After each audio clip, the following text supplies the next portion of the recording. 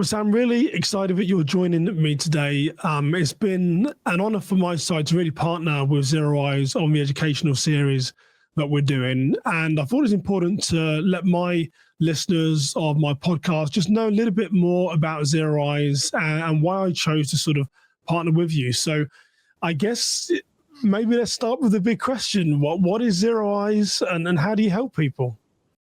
ZeroEyes, it started out as a passion project. So in 2018, myself, some of the guys I served with in the military, and then one of our non-military buddies decided to partner up, tackle the problem of school shootings.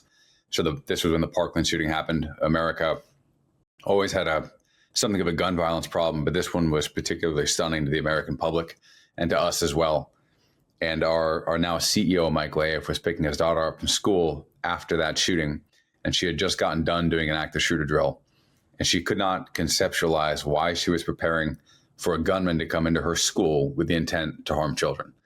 And he asked the school, what are you doing with these security cameras? You already have them. They're in the cafeteria, they're in the lobby, they're outside.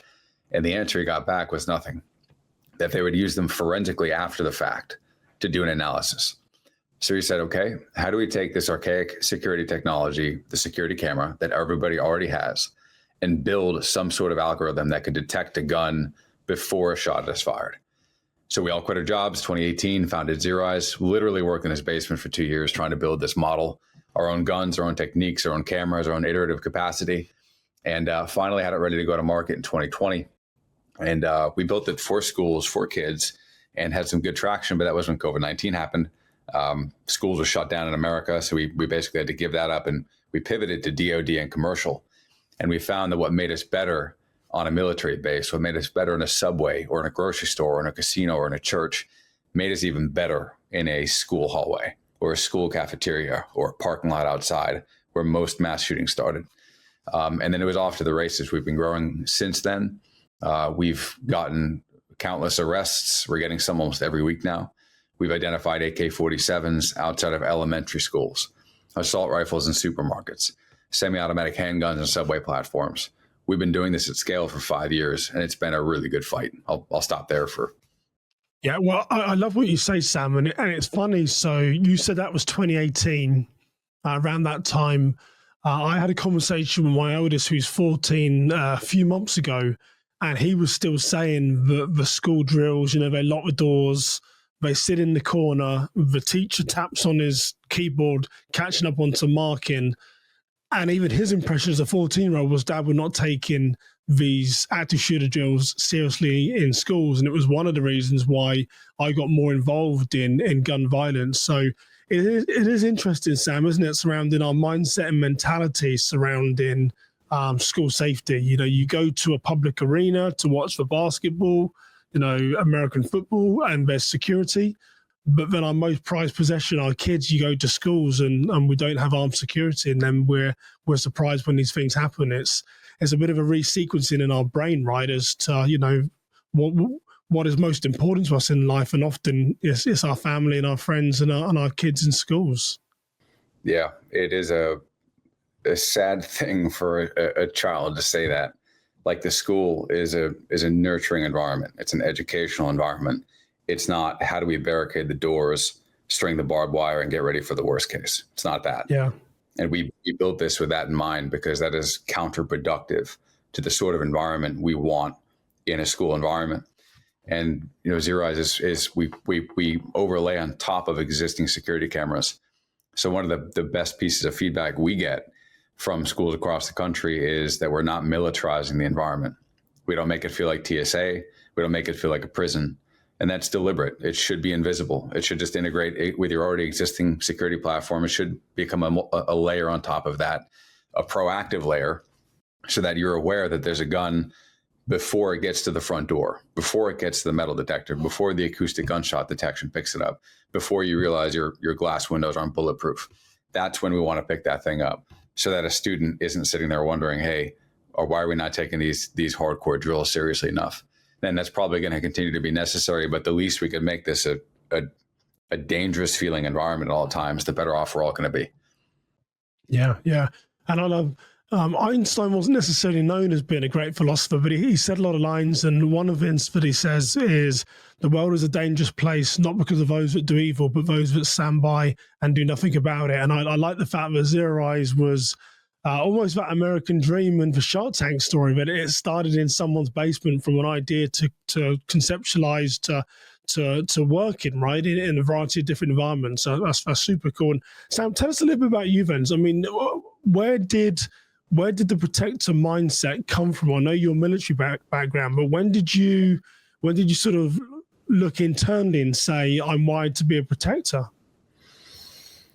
That's a tough question. I've never been asked that question before. I always, since I was 14, I wanted to join the military. I wanted to become a Navy SEAL. That was my dream. I made it come a reality when I was 19. And when I transitioned out of the military, I realized transitioning out of the military was harder than transitioning into the military. And I felt a really distinct lack of purpose. I felt a distinct lack of tribe. I wanted to work with people I really cared for, people who were in a similar fight with me, on a good fight, in a good mission, for a good reason, for to be of service again. And I was commiserating with a lot of the guys who I served with. And this was the way to, one, come together, and two, apply all that desire to do something of meaning to one good fight, which is to stop gun violence in America. So it really is, you said dream, it really is, it's a dream come true. It's a horrible situation that this exists in the first place, but to be able to do something immediate and practical and pragmatic about it right now, that's it's been well worth the pain of building a company from nothing. Yeah, and you mentioned, the software's gone on a journey, but now each week you're getting messages or emails as to how it's allowed an organization to be proactive and sort of be left at the bang. What does it mean when you get those emails or messages from clients, those stories to say ZeroEyes has made a difference here? What does it mean to you? Yeah, it makes us pause, like take a step back, because by the nature of what we're doing, we can never say we stopped a mass shooting because it didn't happen. We can never say how many people did not get shot that day because they didn't get shot. So we can't market, hey, we stopped the mass shooting. All we can do is say, here's the image of this AK-47 outside of the elementary school in Texas. And the superintendent and the school resource officer and us at ZeroEyes can say, that's what it's all about right there. Because if we didn't pick that up, what would have happened 90 seconds later? Yeah, and security is challenging, isn't it? Because we're selling something where it's easy for someone, an outside, an naysayer, to say, well, I don't need this expensive software, I don't need this risk management, we don't need these, because nothing has ever happened. But it's like, it's hard to quantify, isn't it, what you've prevented. So for you getting those success stories, I mean, that is, in a country that has over 20,000 murders each year by gun crime in the US, it's inspiring to see that you guys are making a difference with what you're doing. And Sam, maybe for those that might listen and sort of understand the sort of basics of it, maybe just give just a little bit of technical data. So people obviously need cameras. How does ZeroEyes, how does it work? And you don't have to get sort of too sort of techie, but maybe just explain some of the sort of just the basic principles as to how a software works with perhaps someone's existing cameras. Sure. As long as the camera is 720p or better and digital, we're going to be able to operate on it for the most part. There's a few small brands that maybe we can't at the moment, but it's a simple integration. So bare minimum, digital, 720p or better. Because of camera quality variance, it's impossible for me to say how far away we pick the gun up. It has to do with the clarity of the camera stream. So if it's an 8K camera, you're going to get significant difference on it. If it's like a relatively low quality, older digital camera, it's going to be not as profound as an 8K distance. But in essence, if you have, let's say, a school building with 100 camera streams, we'll send someone on site. They'll do an assessment, make sure the cameras are up to quality, make sure they're clean. There's no layer of film on the outside of them. They're all up and running. You'd be surprised how many cameras are not up and running at a lot of these institutions. We'll make sure they're in the right coverage areas. And then all we really do is kind of drop a box in the IT room and we overlay on the camera. So we're not selling hardware. That's part of the package. That's just kind of rented out. And it's a recurring cost. Usually schools will sign up for 3 or 5 years in order to keep their cameras monitoring for guns. And in essence, how it works is if you have a gun withdrawn in a parking lot in front of one of these cameras, An alert will be sent from that location to our monitoring center outside Philadelphia or outside Honolulu, Hawaii. We have two of them. We basically built the company around this monitoring center.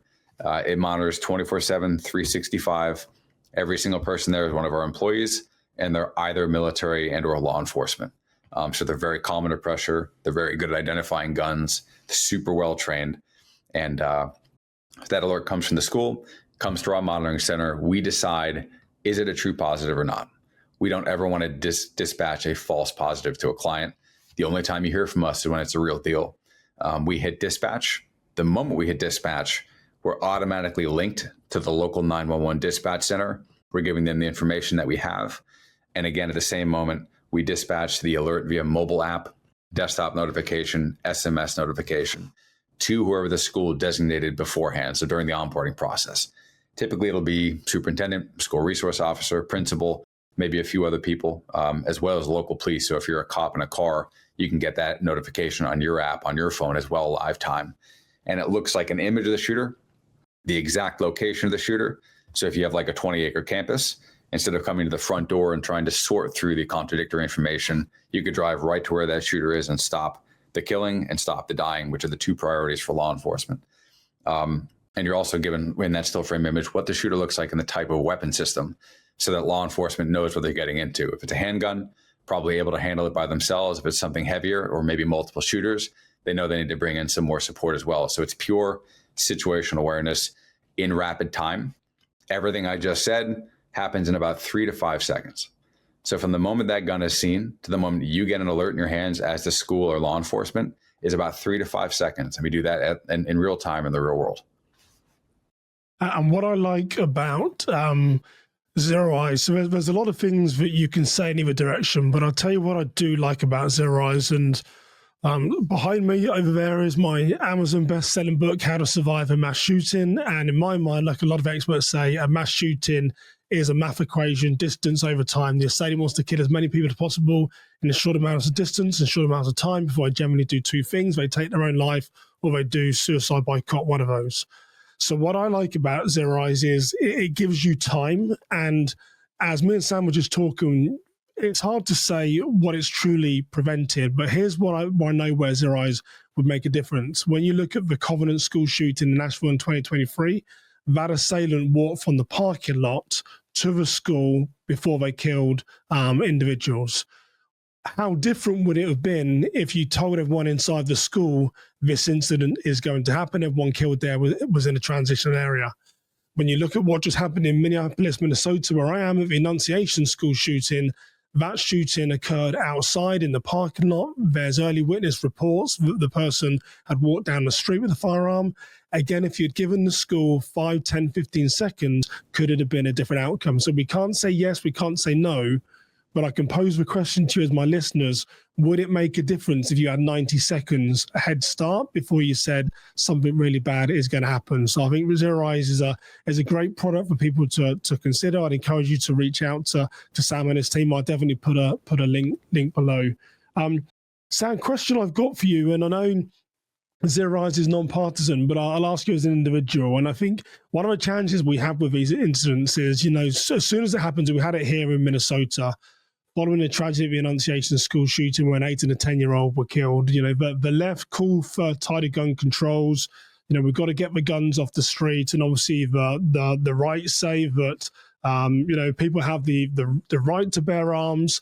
What is the middle ground, Sam? What do you see has been the middle ground? How do we try and win this fight? What's the middle ground here between the left and the right? It is a profound question. Like you said, we're nonpartisan because everyone could agree we don't want assault rifles in front of our elementary school. That is a no-brainer. Everybody agrees. The way I'll look at it is after these mass shooting events, you typically get thoughts and prayers. You get arguments to try to tackle the situation of there being 400 million guns in America. You hear talk about legislation, about mental health. But at the end of the day, those conversations should be happening. But at the same time, we have a practical solution for right now. So take care of the big, heavy questions, try to get down to the root cause of why it's happening. I want to know, everybody wants to know. But at the same time, we could do something in the meantime to let you know that that weapon system is there before it's fired.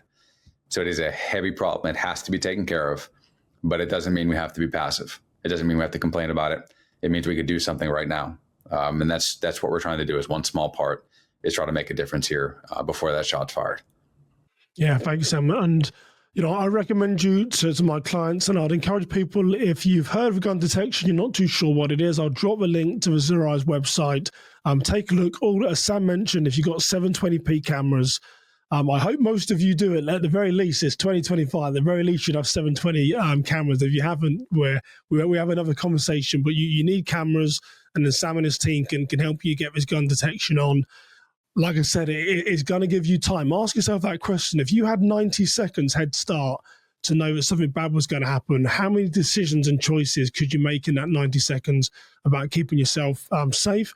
I'd also encourage you, I'll drop another link that with ZeroEyes, I've partnered with them as a bit of an educational advice, you might say. We're doing a series about mass shootings, learning about the data, learning about the case studies, learning about the pathway to violence. So we'll drop a link where you can register for those events if you want to join me as I take you through some different case studies. But Sam, as one of the co-founders, really, really grateful that you and the others took that brave step to quit your jobs and say, we need to look at this problem in a different way. Because as I mentioned, from 2018, when you started to this year, when my 14-year-old said, Dad, schools still aren't taking this seriously, I think we all play a part. So I'm really grateful that you took that leap and you're helping people. So thank you for joining me, Sam.